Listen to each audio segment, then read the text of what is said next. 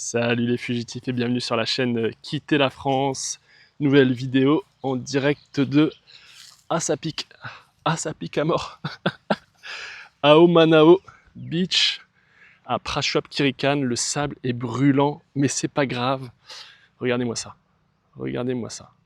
On n'est pas bien là? Il n'y a pas grand monde, il y a très peu de monde. Alors, si vous aimez les vidéos concrètes sur la Thaïlande, l'expatriation, abonnez-vous à la chaîne, ça prend 30 secondes, vous avez le bouton vous abonner, j'ai plein de pics dans les pieds, donc voilà, faites-le tout de suite, comme ça c'est fait. Je vais continuer à envoyer du contenu sur la Thaïlande. Alors aujourd'hui, vous l'avez compris, on va parler des 7 dangers invisibles de la Thaïlande. Et quand je dis invisible, je parle de tous ces pièges que tu ne vois pas venir au début. C'est pas ça forcément ce qui saute aux yeux.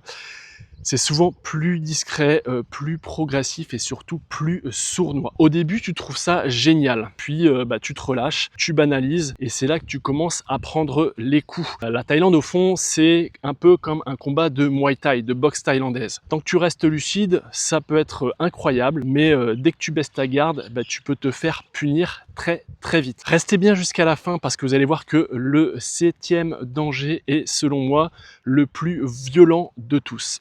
Pas forcément pour ton corps ni pour ton portefeuille, mais pour ton expérience entière en Thaïlande. Alors, on va commencer par le danger invisible numéro 1 et qui est vraiment invisible, qui est celui de la pollution. Bon, ici, pour l'instant, a priori, il n'est pas trop emmerdé, au sud de Prashop Kirikan. Tu peux être dans un endroit magnifique, tu vas sentir le vent, voir le soleil et pourtant respirer un air mauvais sans vraiment le savoir. Et le piège, il est là en fait, parce que comme ça ne se voit pas forcément, tu penses que ça n'existe pas. Donc tu continues ta journée, tu marches, tu roules, tu fais du sport, bref, tu profites. Et petit à petit, mine de rien, tu peux te sentir de plus en plus fatigué, moins bien respirer, récupérer aussi moins bien, sans même comprendre pourquoi. Alors le réflexe simple, c'est que tu peux regarder la qualité de l'air, tu vois, par exemple. Il y a plein d'applis pour ça. Tu peux aussi éviter de faire du sport dehors quand l'air est mauvais. Tu vois, si tu es en plein Bangkok et que tu te dis, tiens, je vais aller me faire un footing là où il y a toutes les bagnoles, mauvaise idée. Et il faut pas juste se fier au beau temps, en fait. C'est pas parce qu'il fait beau que l'air est sain. Aussi, par rapport à la pollution et à l'impact que ça peut avoir sur ta santé, tu t'en rendras peut-être pas compte instantanément, mais donc avec le temps, tu vas sentir peut-être de la fatigue. Probablement que tu pourras mettre ça sur le compte de du climat plus chaud que la France, du dépaysement, du jet lag, etc. en n'identifiant pas forcément le fait que ça vient de la pollution tout simplement. Le deuxième danger invisible à prendre en compte en Thaïlande et qui est à mon avis relativement dangereux, dont le danger est sous-évalué à mon sens, c'est la route, que ce soit en 4 roues en voiture ou en 2 roues en scooter. Au début en fait tu fais attention que tu loues un scooter ou que tu sois avec un Bolt ou un Grab, tu fais attention, puis tout doucement tu t'habitues un petit peu à ce chaos, à ce bordel, tu commences à te prendre un peu pour le roi du monde et un pilote local, et c'est là que en fait ça devient dangereux. Tu peux très vite te sentir à l'aise alors que en réalité tu t'es juste un petit peu habitué au risque. Tu te dis voilà, c'est bon, là je vais faire un petit trajet, j'ai pas besoin de casque, je vais louer un scooter parce que tout le monde en a un, donc à mon avis il faut à tout prix que je loue un scooter moi aussi. Puis ça a l'air sympa de rouler les cheveux au vent en Thaïlande. Tu vas te dire bon là je suis fatigué, mais vas-y, je rentre quand même en scooter. Si t'as picolé ou fumé autre chose que des cigarettes, et finalement ça peut basculer assez vite et partir très mal. Le réflexe simple dans ces situations là, c'est tout con, mais mets le casque tout le temps, tu vois. Si tu as l'opportunité d'avoir un casque, en général quand tu loues un scooter ils te fournissent un casque. Si tu prends un Bolt ou un Grab, libre à toi de refuser si le mec te propose pas de casque. Bon, moi le premier, je prends encore des Bolt ou des Grab sans casque. Bon, voilà, ça n'engage que ma responsabilité, mais c'est pas bien. Le problème c'est qu'il y a beaucoup de gens qui arrivent en Thaïlande en se disant c'est un nouveau décor, on va improviser, on verra bien ce qui se passe. Mais ça c'est vraiment la mauvaise idée parce que des petites négligences, tu vois, le fait de rentrer fatigué, le fait d'être pressé, le fait de dire c'est bon, cette fois-ci je mets pas de casque, ça peut te coûter très cher en fait. Il suffit vraiment d'une attention. Moi je me souviens à Bali, ça m'est arrivé 2 fois quand j'étais à Bali, je me suis pas fait de frayeur ici encore en Thaïlande, mais à Bali je conduisais, pourtant je conduisais pas vite, c'était en ville à Sanur. J'ai failli shooter un couple de retraités qui ont déboulé sur la rue sans prévenir. J'ai vraiment failli les shooter, j'ai fait un écart au dernier moment, je pense que si je les percutais, il y a moyen que je les tue. Bref, là c'est pas une amende que tu prends, c'est à mon avis directement la casse prison, et là tu fous ta vie en l'air pour une connerie. pour un moment d'inattention, et pourtant j'étais focus, j'avais pas picolé. Enfin, j'étais clean, comme quoi le danger est partout, il faut être quand même tout le temps sur le qui-vive. Le troisième danger invisible, ça va être la police et les règles, pardon. Donc les flics, tu crois quand tu arrives en Thaïlande que l'ambiance est cool, les règles sont assez flexibles aussi, donc tu te dis que il y a des règles, mais voilà, on est sabai, le pays du sourire, ça va aller, ça va bien se passer. C'est pareil, là, c'est mauvaise idée, tu vois. Certains oublis, certaines négligences, alors voulues ou non, peuvent te coûter très cher, que ce soit le papier, le casque, les papiers, le permis international, le permis, le comportement, est-ce que tu t'arrêtes bien au feu rouge, est-ce que tu respectes la limite de vitesse, etc., etc. Il y a des contrôles aussi alcoolémie. C'est pas si open qu'on pourrait le croire, et donc il y a des règles, il faut les respecter. Moi, je me souviens, encore une fois, j'ai pas encore eu de soucis ici avec la police, j'en ai pas encore eu sur les 4 semaines où je suis là. À Bali, même histoire, j'étais en scooter, j'arrive au feu rouge, au carrefour il y avait un flic, je m'arrête au feu rouge sur la ligne blanche, au carrefour. Pas derrière la ligne blanche, sur la ligne blanche, et là j'avais une roue sur la ligne blanche. Le flic il a dû se frotter les mains, il s'est dit tiens regarde le touriste là, bing, il me met sur le côté, il dit vous êtes arrêté au feu rouge? Ouais, je me suis arrêté au feu rouge. Ouais, mais vous aviez un pneu sur la ligne blanche. Ah ouais?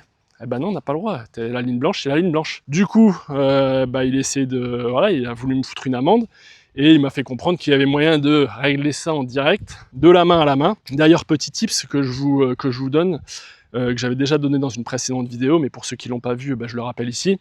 Quand vous êtes comme ça en Thaïlande ou ailleurs, même ça marche aussi en Indonésie, à Bali, etc., baladez-vous toujours avec dans votre sac un porte-monnaie plein, enfin entre guillemets avec vraiment votre argent, etc. Tu vois, ici en Thaïlande avec 2-3 000 bahts, 1000 bahts, enfin 2000 bahts, peu importe. Et vous avez en supplément un petit porte-monnaie avec 3 fois rien à l'intérieur. Vous y mettez, je sais pas, 100 bahts, 150 bahts, allez 200 bahts à tout casser. Et en fait, si vous faites contrôler et qu'on vous demande un bakshish, vous prenez ce petit portefeuille là quand vous ouvrez votre sac. Et là, vous ouvrez le petit portefeuille devant le policier.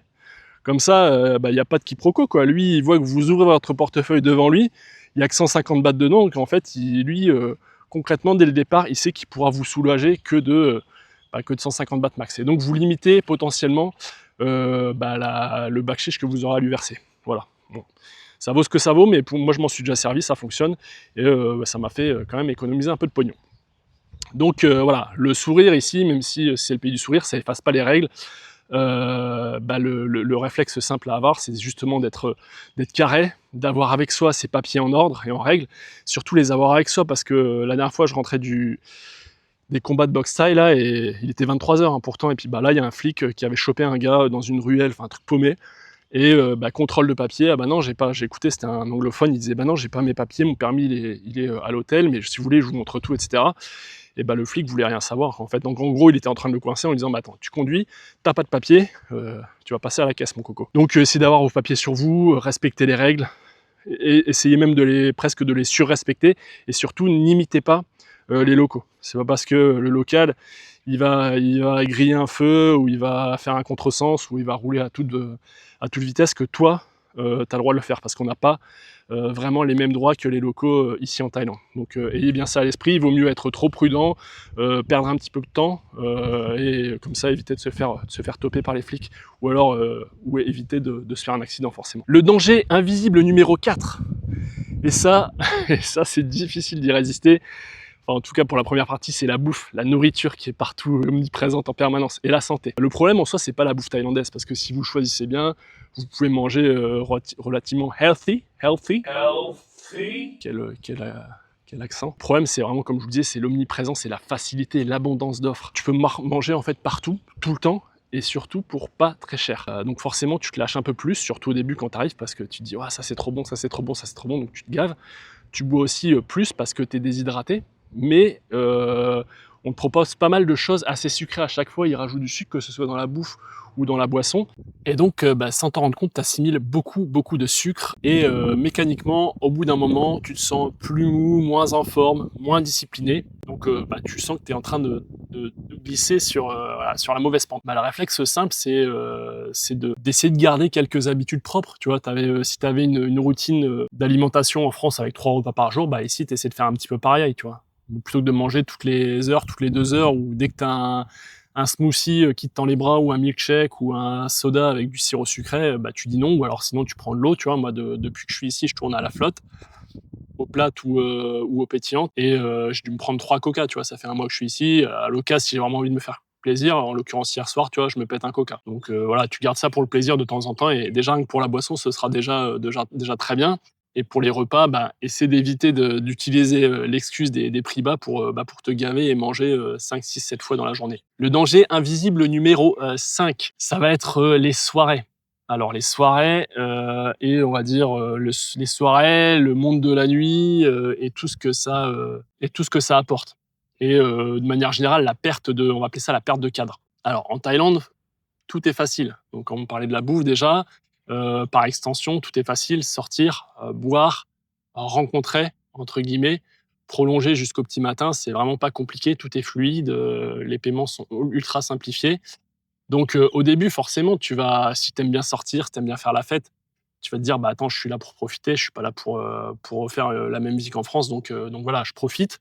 Mais le risque, c'est que comme c'est très facile, bah, ça peut passer de l'événement exceptionnel où vraiment tu profites à, une routine de vie, un rythme quotidien. Et tout doucement, tu vas commencer à dormir de moins en moins, à bosser aussi de moins en moins, à moins t'entraîner si tu es sportif, à plus dépenser en argent, et tout doucement à perdre ta routine, à perdre ton cadre. Et finalement, le vrai danger, c'est pas la soirée, ponctuelle en elle-même, c'est vraiment l'habitude d'être tout le temps en soirée. Parce que, pour prendre l'exemple typique de Pattaya, à Pattaya, il y a pas de week-end. C'est tous les jours le week-end, c'est tous les jours samedi soir.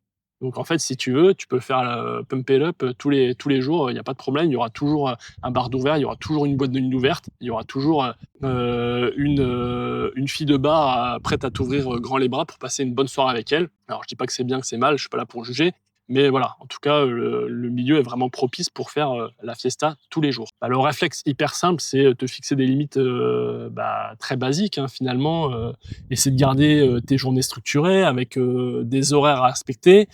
Je sais pas, si tu travailles le matin, bah, tu travailles le matin de 8 heures à midi. Après tu fais ton sport, après tu visites un petit peu, tu t'autorises peut-être, je sais pas, un apéro en fin de soirée si tu aimes ça. Tu essaies de te fixer des heures de coucher, respectables, on va dire.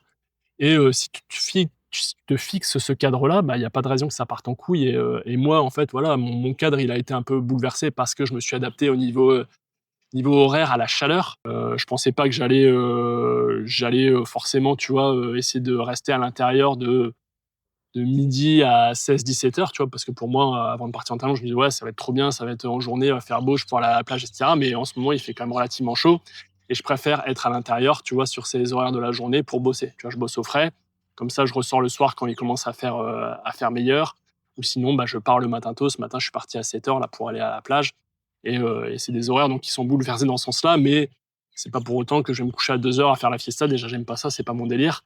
Mais voilà, je module un peu mes horaires, mais j'essaie toujours de garder un même quotient de travail dans la journée, le même nombre de repas à peu près, même si bon, j'ai tendance aussi à me faire plaisir. Essaie de maintenir un rythme à peu près, cohérent, pour garder, bah, ton énergie, parce que tu vas bouffer de l'énergie ici, hein, parce que mine de rien, la chaleur, le soleil, les déplacements, tu bouges, le changement d'alimentation, c'est des choses qui te pompent du jus. Donc en plus, si en plus de ça, bah, tu te couches tard, tu picoles, et tu as une hygiène de vie qui est pas folle, bah, tu vas vite le ressentir. Alors le danger numéro 6, qui est invisible aussi, c'est celui de l'argent et des dépenses. L'argent qui s'évapore littéralement de ton portefeuille. En Thaïlande, le problème, et alors c'est à la fois une qualité et un défaut, c'est que, bah, les choses paraissent assez légères. Tu vas payer un Grab, ça te coûte rien. Tu vas acheter un café, c'est pareil, ça coûte pas grand-chose. Un repas, hier j'ai mangé, je suis à Pratchop Kirikan, donc c'est pas très touristique. J'ai mangé et pourtant je me suis fait plaisir. J'ai mangé pour, je sais plus, 120 bahts, je crois. 120 bahts, ça fait à peu près 3 euros, et voilà, j'ai vraiment bien bouffé, quoi. Donc c'est pareil, une nuit d'hôtel, tu trouves des trucs à pas cher. Bon après, faut bien se loger, donc ça, à la limite, tu dépenses, mais c'est une dépense nécessaire. Si tu veux te faire masser le dos ou autre chose, ça dépend ce que vous voulez.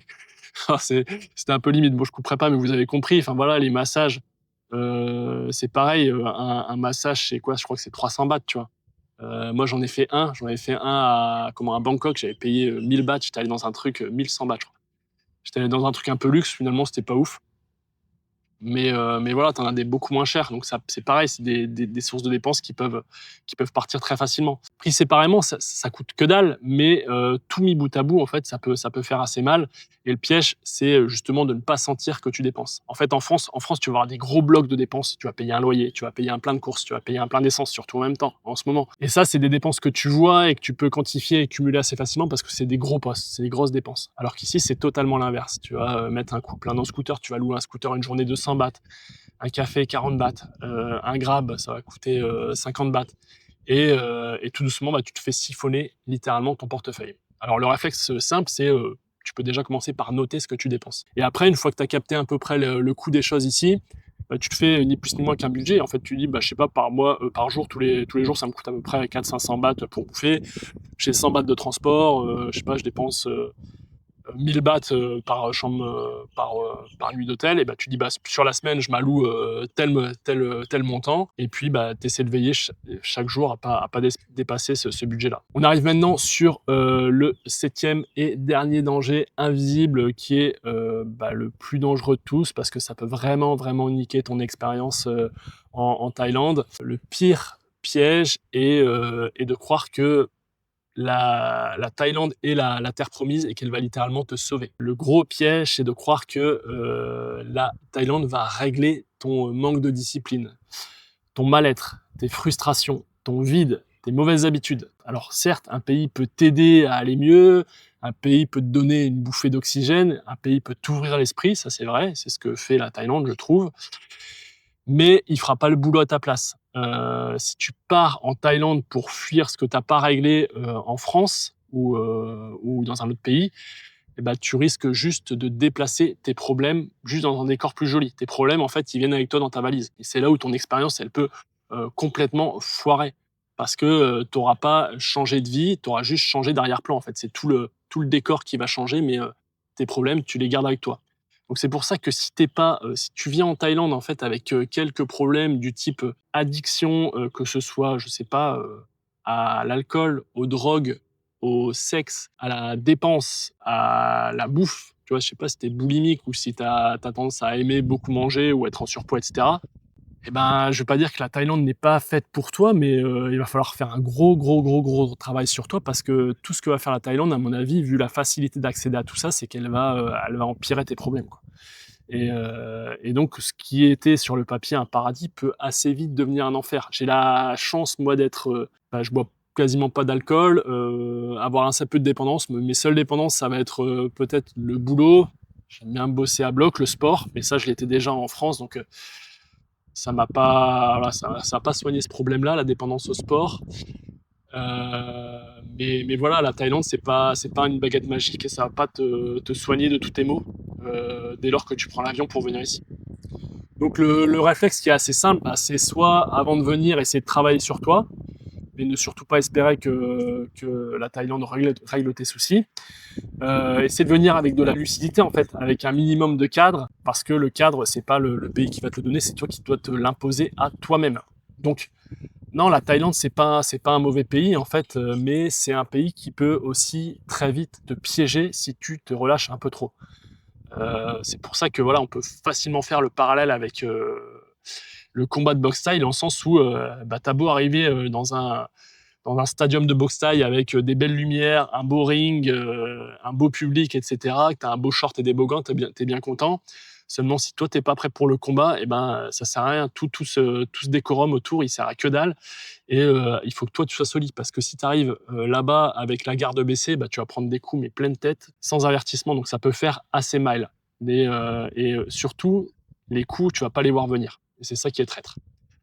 Donc voilà, c'était pour moi les 7 dangers invisibles que j'ai trouvés en Thaïlande. N'hésite pas à mettre en commentaire si tu en as identifié d'autres que j'aurais pu oublier. Dis-moi aussi si cette vidéo t'a plu en me mettant un petit like, ça me ferait plaisir. Abonnez-vous à la chaîne si vous voulez davantage de contenu sur le sujet. En attendant, je vous souhaite à tous une très très bonne soirée et je vous dis à bientôt sur la chaîne Quitter la France. Vive la République et vive la France.